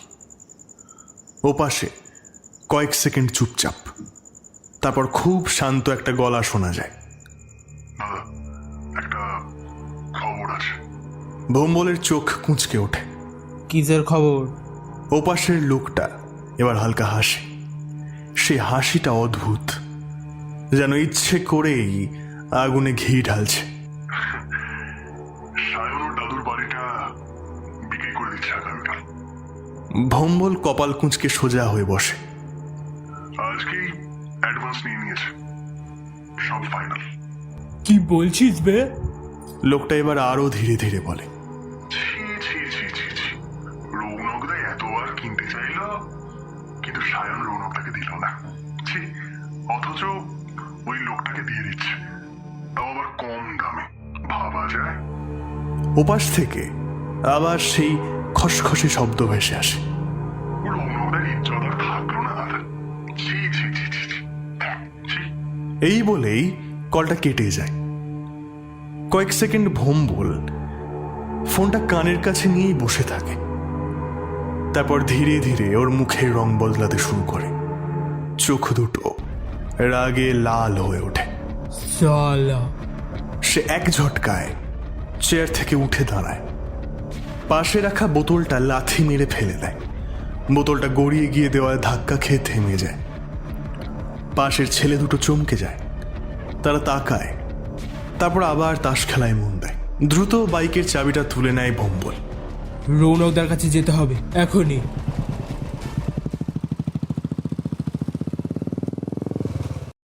ঘুমচি অন্ধকার ঘরটার ভেতরে ভারী গন্ধ জমে আছে। মদের গন্ধ, ঘামের গন্ধ, আর কোথাও যেন হালকা ওষুধের গন্ধ। রৌনক খাটের ধারে বসে আছে, গায়ে শুধু একটা কালো রঙের গেঞ্জি। ডান হাতের উপর তড়ি ঘড়ি করে বাঁধা ব্যান্ডেজ। আয়না ভাঙার সময় কেটে যাওয়া জায়গাগুলো এখনো জ্বলছে, কিন্তু সেই যন্ত্রণা এখন ওর মাথাতেই নেই। সামনের টেবিলে মদের গ্লাস। রৌনক ধীরে ধীরে গ্লাসটা তুলে এক চুমুকে শেষ করে দেয়। তারপর দাঁতে দাঁত চেপে বসে থাকে। ঘরের কোণে দাঁড়িয়ে ঝিল্লি চুপচাপ ওর দিকে তাকিয়ে। আজ আর যেও না বাবু, শরীরটা ভালো নেই তোমার। রৌনক কোনো উত্তর দেয় না। ওর মাথার ভেতর এখনো সেই মুখটা ঘুরছে, সেই পোড়া মুখ, লাল চোখ। সবাই জেনে যাবে রৌনক। ও হঠাৎ জোরে মাথা নাড়ে। চুপ! ঝিল্লি ভয় পেয়ে যায়। কি হলো? ঠিক তখনই দরজায় ধাম ধাম ধাম করে ধাক্কা মারার শব্দ পাওয়া যায়। দাদা, দাদা! রৌনক বিরক্ত হয়ে উঠে দাঁড়ায়। কি হয়েছে আবার? দরজা খুলতেই হাঁপাতে হাঁপাতে ভেতরে ঢোকে ভম্বল। দাদা, একটা খবর আছে। রৌনক বিরক্ত মুখে তাকায়। রাত দুপুরে হাঁপাচ্ছিস কেন? বল, কি হয়েছে? ভম্বল কয়েক সেকেন্ড দম নেয়, তারপর বলে, সায়ন ও বাড়িটা বিক্রি করে দিচ্ছে। কথাটা শুনে রৌনক প্রথমে স্থির হয়ে যায়। কোন বাড়ি? গণেশ দাদুর বাড়ি। মুহূর্তের মধ্যে যেন ঘরের বাতাস বদলে যায়। রৌনকের চোখ সরু হয়ে আসে। আগামীকাল নাকি রেজিস্ট্রি, আজকে অ্যাডভান্স নিয়ে নিয়েছে। রৌনক ধীরে ধীরে এগিয়ে আসে ভম্বলের দিকে। কে বললো তোকে? বলেছে দাদা, একজন বলেছে, কিন্তু খবরটা পাক্কা দাদা। রৌনক চুপ করে দাঁড়িয়ে থাকে কয়েক সেকেন্ড। তারপর হঠাৎ পাশের টেবিলটা এমন জোরে লাথি মারে যে গ্লাস, বোতল সব ছিটকে গিয়ে পড়ে মেঝেতে। ঝিল্লি চিৎকার করে ওঠে। রৌনকের চোখ দুটো রক্তবর্ণ তখন। শুয়োরের বাচ্চা! ও দাঁতে দাঁত চেপে হাঁপাচ্ছে। আমাকে না বলে অন্য লোককে? তাও আবার কম দামে। রৌনকের মাথার ভেতর তখন যেন আগুন জ্বলছে। হঠাৎ ও গর্জে ওঠে। ফোন কর সবাইকে। মানে? সবাইকে ডাক। ওর গলাটা কাঁপছে রাগে। আজকেই যাব আমরা। ঝিল্লির মুখ শুকিয়ে যায়। কোথায়? রৌনক ধীরে ধীরে ঘুরে তাকায়। ওর ঠোঁটের কোণে ভয়ঙ্কর একটা হাসি ফুটে ওঠে। সায়নের বাড়ি। রৌনক এগিয়ে এসে ভম্বলের কলার চেপে ধরে। আজকেই বুঝবে শালারা রৌনককে অপমান করার দাম কি হয়। ওর চোখে তখন উন্মাদের মতো আগুন। জ্যান্ত পুড়িয়ে মারবো শালাদের। আজ আগুন জ্বলবে, আগুন। সে নিজের কাটা হাতটার ব্যান্ডেজ শক্ত করে চেপে ধরে। সাদা ব্যান্ডেজের ভেতর থেকে আবার রক্ত বেরোতে শুরু করে, কিন্তু রৌনক সেটা টেরও পায় না। ওর মাথার ভেতর এখন শুধু একটাই জিনিস ঘুরছে। কেউ আমার কাছ থেকে মেশিনটা ছিনিয়ে নিতে পারবে না। কেউ না, কেউ না, কেউ না।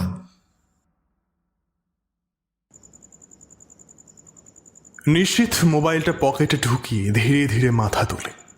ওর ঠোঁটের কোণে চাপা একটা হাসি ফুটে উঠেছে, কিন্তু সেই হাসির আড়ালে স্পষ্ট টেনশন।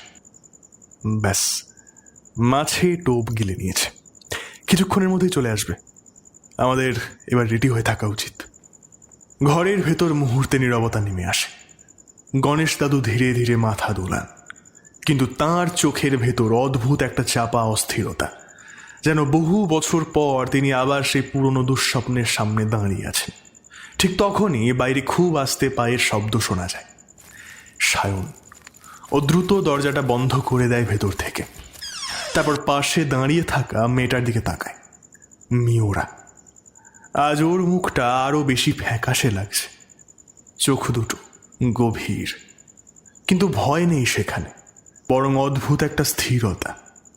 গণেশ দাদু ধীরে ধীরে মিওরার দিকে তাকান, আর তাকিয়েই যেন জমে যান কয়েক সেকেন্ড। পুরো ঘর নিস্তব্ধ।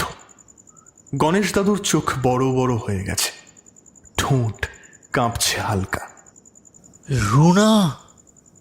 মিওরা চুপচাপ দাঁড়িয়ে থাকে। গণেশ দাদু ধীরে ধীরে ওর দিকে এগিয়ে আসেন। তার কাঁপা হাতটা যেন উঠতে গিয়েও থেমে যায় মাঝপথে। চোখ দুটো ভিজে উঠেছে। এক মুহূর্তের জন্য সত্যিই মনে হচ্ছে তিনি নিজের নাতনিকে দেখছেন। একই মুখ, একই চোখ, একইভাবে দাঁড়িয়ে থাকা। গণেশ দাদুর গলার স্বর ভেঙে আসে। একদম একদম একই রকম। মিওরার বুকের ভেতরটাও কেমন যেন মোচড় দিয়ে ওঠে, কিন্তু পরের মুহূর্তে গণেশ দাদু চোখ বন্ধ করে গভীর শ্বাস নেন। নিজেকে সামলে নেন দ্রুত। তিনি জানেন এ তার রুনা নয়। তিনি ধীরে ধীরে পিছিয়ে আসেন। না না না না, তুমি রুনা নও। ঘরের বাতাস আরো ভারী হয়ে ওঠে।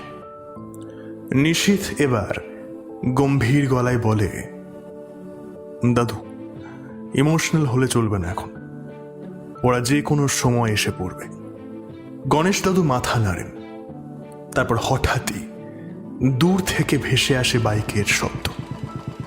একটা না, দুটো না, অনেকগুলো। সবাই একসঙ্গে চুপ করে যায়।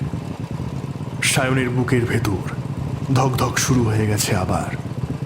নিশীথ দ্রুত জানলার কাছে গিয়ে দাঁড়ায়। পর্দার ফাঁক দিয়ে বাইরে তাকায়। দূরের অন্ধকার গলির ভেতর কয়েকটা হেডলাইট দেখা যাচ্ছে, দ্রুত এগিয়ে আসছে এদিকে।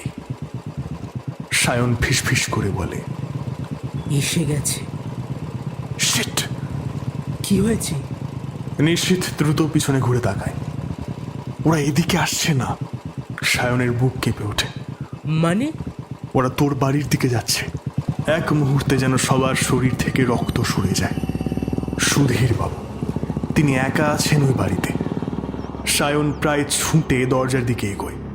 বাবা! নিশীথ সঙ্গে সঙ্গে ওর হাত চেপে ধরে। স্টপ! এখন বেরোলেই সব শেষ। সায়নের চোখ রক্তবর্ণ হয়ে ওঠে। আমার বাবা একা আছে ওখানে? বাইরে বাইকের শব্দ থামে। তারপর দূর থেকে ভম্বলের গলা শোনা যায়। এই বাড়িতেই ঢুকবো দাদা? রৌনকের গলাও শোনা যায়। গোটা বাড়ি জ্বালিয়ে দেব শালা। মিওরার বুকের ভেতর ধক ধক করে ওঠে। সায়ন প্রায় পাগলের মতো ছটফট করছে। গণেশ দাদু দাঁতে দাঁত চেপে দাঁড়িয়ে আছেন। আর ঠিক তখনই মিওরা ধীরে ধীরে দরজার দিকে এগিয়ে যায়। নিশীথ চমকে ওঠে। আপনি কোথায় যাচ্ছেন? মিওরা থামে না। এই মুহূর্তে আমাকেই কিছু একটা করতে হবে। না, বাইরে যাস না। কিন্তু মিওরা তখন দরজার কাছে পৌঁছে গেছে। সে একবার খুব শান্ত চোখে সায়নের দিকে তাকায়। Trust me. তারপর ধীরে ধীরে দরজাটা খুলে বাইরে বেরিয়ে যায়। ক্যাচ করে একটা শব্দ হয়, পুরনো দরজার শব্দ। রাতের নিস্তব্ধতায় অস্বাভাবিকভাবে প্রতিধ্বনিত হয় সেটা। বাইরে হালকা কুয়াশা জমেছে। রাস্তার উপারে বাইকের হেডলাইটের আলো। রৌনক তখন সায়নের বাড়ির সামনে দাঁড়িয়ে, হাতে লোহার রড। ভম্বল আর বাকিরা চারপাশে। আর ঠিক তখনই ভম্বল প্রথম দেখে গণেশ দাদুর বাড়ির দরজার সামনে দাঁড়িয়ে আছে একটা মেয়ে। সাদা পোশাক, খোলা চুল, ফ্যাকাশে মুখ, স্থির চোখ। ভম্বলের বুকের ভেতরটা হিম হয়ে যায়। দাদা, রৌনক বিরক্ত হয়ে ঘুরে তাকায়, আর তাকিয়েই জমে যায়। পুরো পৃথিবী যেন থেমে যায় সেই মুহূর্তে। মেয়েটা চুপচাপ দাঁড়িয়ে আছে, এক দৃষ্টে তাকিয়ে। হেডলাইটের আলো এসে পড়ছে ওর মুখে, আর সেই মুখ রুনার। অবিকল রুনা। রৌনকের হাত থেকে লোহার রডটা পড়ে যায়। তার বুকের ভেতরটা কেমন যেন বন্ধ হয়ে আসছে। অসম্ভব, অসম্ভব, রুনা মারা গেছে। সে নিজে। হঠাৎ ভম্বল চিৎকার করে ওঠে, ভূত! দাদা, ও রুনার ভূত! পেছনের একটা ছেলে প্রায় কেঁদে ফেলে। আর তারপর মুহূর্তের মধ্যে বিশৃঙ্খলা শুরু হয়ে যায়। দুজন ছেলে বাইক ঘুরিয়ে পালিয়ে যায় সঙ্গে সঙ্গে, আর একজন দৌড়ে গলির দিকে পালায়। চারিদিকে চিৎকার। ভম্বলও পিছিয়ে আসে আতঙ্কে। দাদা, চলো চলো এখান থেকে, চলো দাদা। কিন্তু রৌনক নড়তে পারছে না। তার চোখ স্থির হয়ে আছে মিওরার উপর। মিওরা ধীরে ধীরে এক পায়ে গোয়। তার মুখে কোনো অভিব্যক্তি নেই, শুধু স্থির চোখ। রৌনকের বুকের ভেতরটা ধরফর করছে পাগলের মতো। না, এটা মানুষ হতে পারে না। মানুষ হতে পারে না, কারণ সে নিজে মেরেছে রুনাকে। সে নিজে লাগিয়েছে গোটা বাড়িতে আগুন। সে নিজে। হঠাৎ তার মাথার ভেতর সেই স্বপ্নের পোড়া মুখটা ভেসে ওঠে। সবাই জেনে যাবে রৌনক। রৌনক হাঁপাতে শুরু করে। ভম্বল এবার সত্যিই কাঁপছে। দাদা, প্লিজ চলো, আমার ভালো লাগছে না। ঠিক তখনই মিওরা খুব ধীরে মাথা কাঁধ করে, এক দৃষ্টে তাকিয়ে থাকে রৌনকের দিকে। তারপর খুব আস্তে ঠোঁটের কোণে অদ্ভুত একটা হাসি ফুটে ওঠে।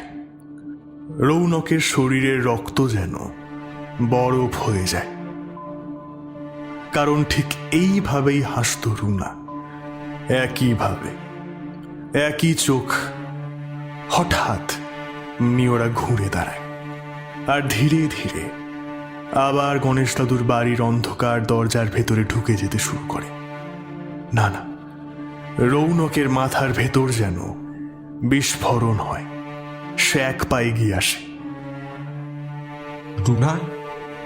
তার নিজের গলার শব্দ শুনে সে নিজেই চমকে ওঠে। মিওরা থামে না, অন্ধকারের ভেতরে ঢুকে যেতে থাকে। ভম্বল এবার প্রায় কেঁদে ফেলেছে। দাদা, ওদিকে যেও না প্লিজ। কিন্তু রৌনক যেন আর কিছু শুনতেই পাচ্ছে না। তার মাথার ভেতর এখন একটাই প্রশ্ন ঘুরছে, কিভাবে সম্ভব? সে তো নিজে মেরেছে রুনাকে, নিজের হাতে। তাহলে এখন সামনে কে দাঁড়িয়ে আছে? তার বুকের ভেতরটা মোচড় দিয়ে ওঠে। যদি সত্যিই রুনা ফিরে এসে থাকে, যদি সত্যিই ভূত বলে কিছু থাকে। হঠাৎ ঠান্ডা বাতাস বয়ে যায় চারিদিকে। গণেশ দাদুর বাড়ির অন্ধকার দরজাটা আধ খোলা। ভেতরে শুধু ঘন অন্ধকার। মনে হচ্ছে যেন কেউ দাঁড়িয়ে আছে ভেতরে, অপেক্ষা করছে। রৌনকের নিঃশ্বাস ভারী হয়ে ওঠে। তার চোখ দুটো উন্মাদের মতো কাঁপছে। ভম্বল পিছন থেকে কাঁপা গলায় বলে ওঠে, দাদা প্লিজ চলো, পালাই। কয়েক সেকেন্ড সম্পূর্ণ নীরবতা। তারপর রৌনকের ঠোঁট ধীরে ধীরে কেঁপে ওঠে। না। সে এক পা এগিয়ে আসে অন্ধকার বাড়িটার দিকে। দাদা। রৌনক এবার দাঁতে দাঁত চেপে ফিসফিস করে, আমি জানতে চাই এটা কিভাবে সম্ভব। তার চোখের ভেতর তখন ভয় আর উন্মাদনা একসঙ্গে জ্বলছে। আর তারপর ধীরে ধীরে সে এগিয়ে যেতে শুরু করে গণেশ দাদুর বাড়ির অন্ধকার দরজার দিকে। পুরনো বাড়িটার ভেতর তখন ঘন অন্ধকার। ভাঙা জানলার ফাঁক দিয়ে সামান্য চাঁদের আলো ঢুকছে। বাতাসে স্যাঁতস্যাঁতে গন্ধ, কোথাও জল পড়ার টুপ টুপ শব্দ। দূরে মেশিনটার স্ক্রিনে ক্ষীণ আলো জ্বলছে। টিক টিক টিক, সেই শব্দ নিচ পর্যন্ত আসছে। ভম্বল দরজার সামনে দাঁড়িয়ে হাঁপাচ্ছে। ওর চোখ দুটো আতঙ্কে প্রায় বেরিয়ে আসতে চাইছে। দাদা, আমার কিন্তু ভালো লাগছে না, চলো এখান থেকে। রৌনক কোনো উত্তর দেয় না। তার চোখ স্থির অন্ধকারের দিকে। বুকটা দ্রুত ওঠানামা করছে। হঠাৎ খিলখিল করে একটা মেয়েলি হাসি ভেসে আসে ভেতর থেকে।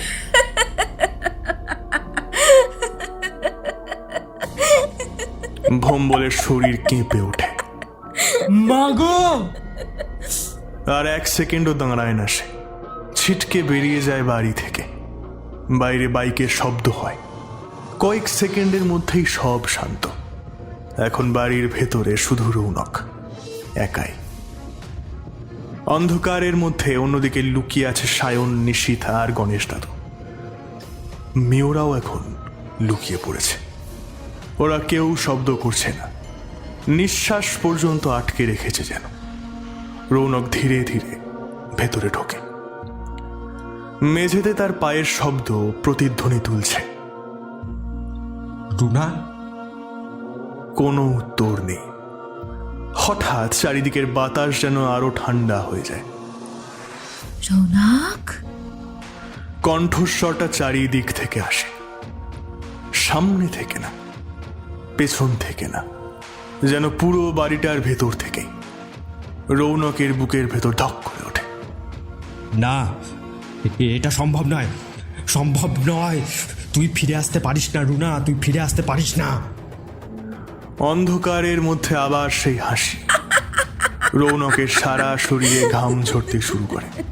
ফিরেছি তো, ফিরেছি আমি। মৃত্যুর পরেও আমি তোমার কাছে ফিরে এসেছি, ভূত হয়ে, প্রতিশোধ নিতে। তোর আসল মুখ, তোর আসল পরিচয় সব আমি সবার সামনে আনবো। রৌনকের সারা শরীরে ঘাম ঝরতে শুরু করে। কপাল বেয়ে জল নেমে আসছে। তবুও সে জোর করে হাসে। ভূত? আমি ভূতে বিশ্বাস করি না। তুই তার মানে সেদিন বেঁচে গিয়েছিলি? সে আরো জোরে হেসে ওঠে।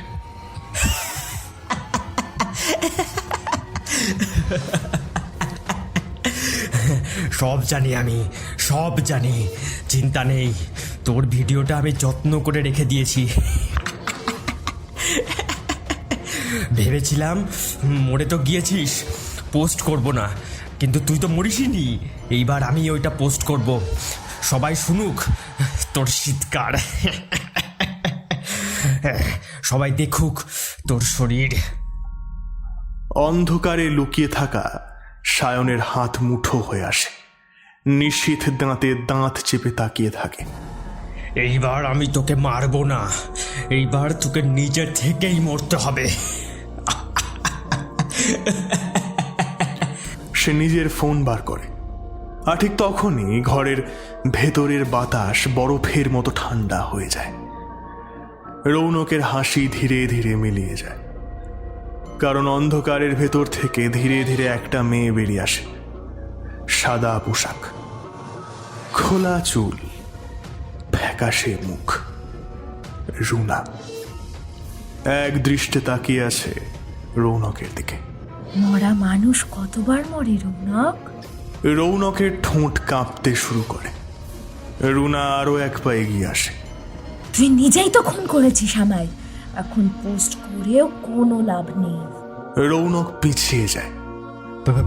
মিথ্যে কথা বলবি না, বলবি না।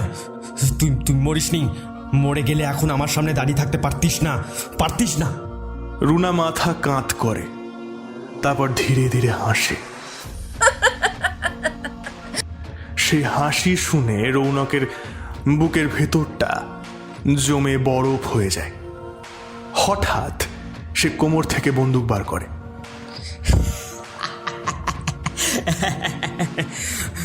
গুলি করে দেবো কিন্তু এবার, রুনা, গুলি করে দেবো কিন্তু এবার। রুনা দুহাত ছুঁড়িয়ে দাঁড়ায়। কর না, কর। অন্ধকারে নিশীথ ভয় পেয়ে যায়। সে বেরিয়ে যেতে যায়, কিন্তু ঠিক তখনই পিছন থেকে সায়ন তার হাত চেপে ধরে। নিশীথ ঘুরে তাকায়, আর তাকিয়েই জমে যায়, কারণ সায়ন আর গণেশ দাদুর পাশে বসে আছে মিউরা, জীবন্ত, শ্বাস নিচ্ছে।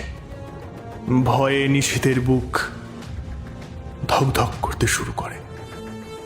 তাহলে সামনে দাঁড়িয়ে আছে কে? ওটা কি সত্যিই রুনা? ধাম করে একটা শব্দ হয়। রৌনক গুলি চালিয়েছে, কিন্তু গুলিটা সোজা রুনার বুক ভেদ করে পিছনের দেওয়ালে গিয়ে লাগে। কিন্তু রুনার শরীরের কিচ্ছু হয় না। সে একইভাবে দাঁড়িয়ে থাকে, হাসছে। আর কতবার মারবি? হ্যাঁ, আর কতবার মারবি? রৌনক চিৎকার করে ওঠে, না! আরো 3টে গুলি। প্রত্যেকটা গুলি রুনার শরীর ভেদ করে চলে যায়। রুনা ধীরে ধীরে আরো কাছে এগিয়ে আসে, আর তখনই ওর মুখ বদলাতে শুরু করে। চামড়া গলে যাচ্ছে, এক পাশের মুখ পুড়ে কালো হয়ে যাচ্ছে, চোখ দুটো লাল, ঠোঁটের ফাঁক দিয়ে কালো দাঁত বেরিয়ে আছে। সেই স্বপ্নের মুখ, সেই পোড়া মুখ। রৌনক কাঁপতে শুরু করে। কষ্ট হয়েছিল খুব রৌনক? রৌনক হাঁটু গেড়ে বসে পড়ে। না না না! যখন আগুনটা চারিদিকে ছড়িয়ে পড়ছিল তখনও আমি বেঁচে ছিলাম। রৌনক কান চেপে ধরে।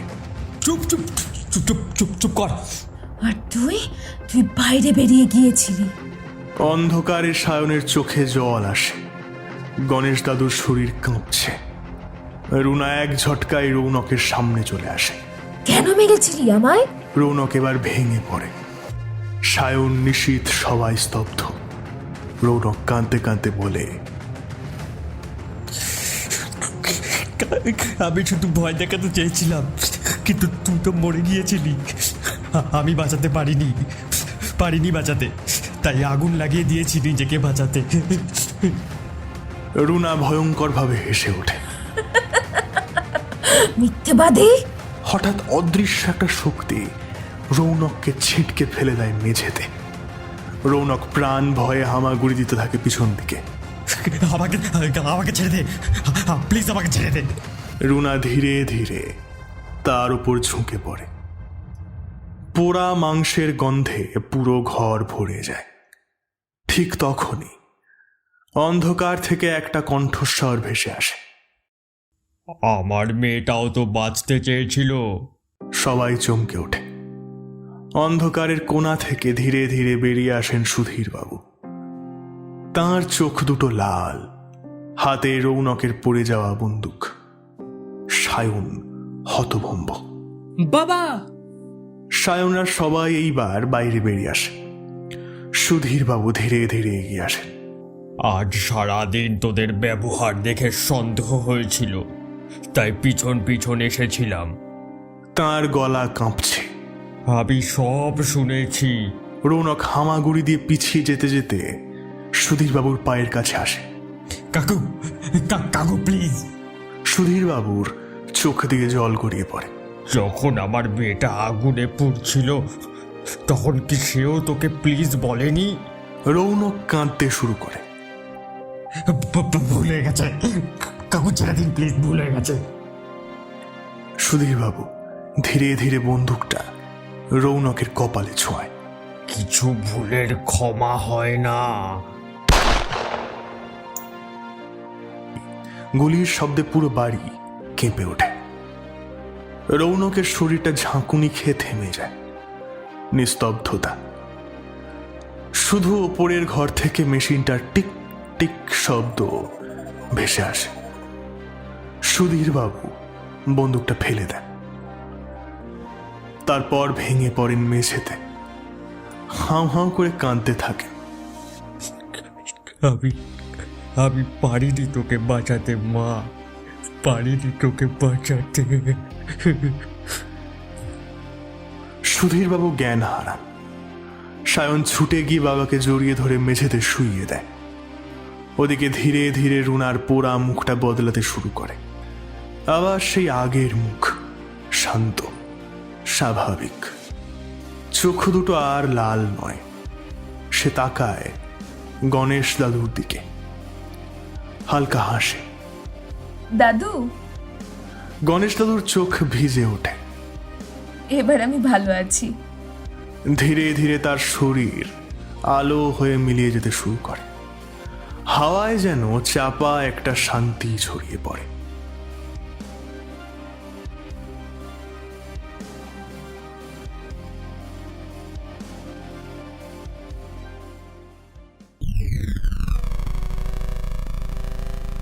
মেশিনের শব্দ বাড়ায়। সবাই উপরের ঘরে এসে দাঁড়ায়। মেশিনটার স্ক্রিন আচমকা জ্বলে ওঠে। পোর্টাল খুলে যায়। নীল আলোয় পুরো ঘর ভরে ওঠে। মিওরা ধীরে ধীরে এগিয়ে আসে। ওর চোখেও জল। সায়নের বুকটা মোচড় দিয়ে ওঠে। মিওরা হালকা হাসে। সে ধীরে ধীরে পোর্টালের সামনে গিয়ে দাঁড়ায়। একবার পিছনে তাকায় নিশীথের চোখের দিকে। সামান্য হাসে বোধহয়। তারপর আলোয় মিলিয়ে যায়। পোর্টালটা তখনও খোলা থাকে। দাদু, ডেড বডিটা কি হবে? গণেশ দাদু পোর্টালের দিকে ইশারা করেন। সবাই মিলে ডেড বডিটা নিয়ে এসে অন্য একটা ইউনিভার্সে ডাম্প করে দেয়, যাতে কেউ খুঁজে না পায়। সব শেষে গণেশ দাদু চুপচাপ দাঁড়িয়ে তাকিয়ে আছেন। সায়ন ধীরে ধীরে বলে, দাদু। গণেশ দাদু ধীরে মাথা নাড়েন। এখানে আমার আর কিছু নেই রে। তাঁর চোখ ভিজে। আমার পৃথিবী তো অনেক আগেই চলে গেছে। তিনি ধীরে ধীরে সায়নের মাথায় হাত রাখেন। তোরা ভালো থাকিস। তারপর একবার শেষবারের মতো বাড়িটার দিকে তাকান। ভাঙা দেওয়াল, অন্ধকার, স্মৃতি। আর তারপর ধীরে ধীরে পোর্টালের দিকে হাঁটতে শুরু করেন তিনি। নীল আলো তার শরীর গ্রাস করে নেয়। আর কয়েক সেকেন্ড পর পোর্টাল বন্ধ হয়ে যায়। ঘরটা আবার অন্ধকার। শুধু দূরে ভোরের প্রথম আলো ফুটতে শুরু করেছে।